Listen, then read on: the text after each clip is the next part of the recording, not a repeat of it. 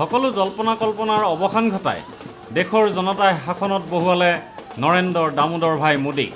লোকসভা নিৰ্বাচনৰ আজিৰ ভোট গণনাত ভাৰতীয় জনতা পাৰ্টীয়ে নিৰংকুশ সংখ্যাগৰিষ্ঠতাৰ দিশে অগ্ৰসৰ হৈছে।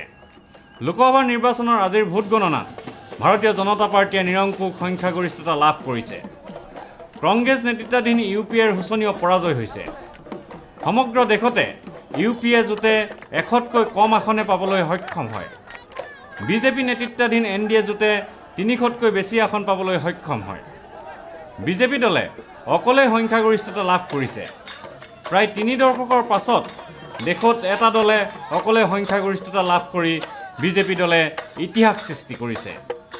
সমগ্ৰ দেশতে মোদী ঢৌ এবাৰ সৃষ্টি হৈছিল আৰু দেশৰ জনসাধাৰণে পৰিৱৰ্তনৰ বাবে ব্যাপক হাৰত ভোটদান কৰিছিল। স্বাধীনতাৰ পাছত প্ৰথমবাৰৰ বাবে কংগ্ৰেছ দলৰ এনে শোচনীয় পৰাজয় ঘটিল। দলটোৰ বহুসংখ্যক হেভিৱেট প্ৰাৰ্থী নিৰ্বাচনত পৰাজিত হৈছে। আনহাতে BJP দলে অকল্পনীয়ভাৱে ৰাইজৰ সমৰ্থন পালে। BJPৰ প্ৰধানমন্ত্ৰী পদৰ প্ৰাৰ্থী নৰেন্দ্ৰ মোদীক দেশৰ জনতাই ব্যাপক হাৰত সমৰ্থন জনালে। এতিয়া 21 মে'ত নৰেন্দ্ৰ মোদীয়ে প্ৰধানমন্ত্ৰী হিচাপে শপত গ্ৰহণ কৰিব। ৰাইজে আশা কৰিব মোদীৰ চৰকাৰে ৰাইজক এখন ভাল চৰকাৰ উপহাৰ দিব। ভিডিঅ' জাৰ্নেলিষ্ট সুশান্ত দাসৰ সৈতে অমৰদীপ গগৈ, চেণ্টিনেল নিউজ, গুৱাহাটী।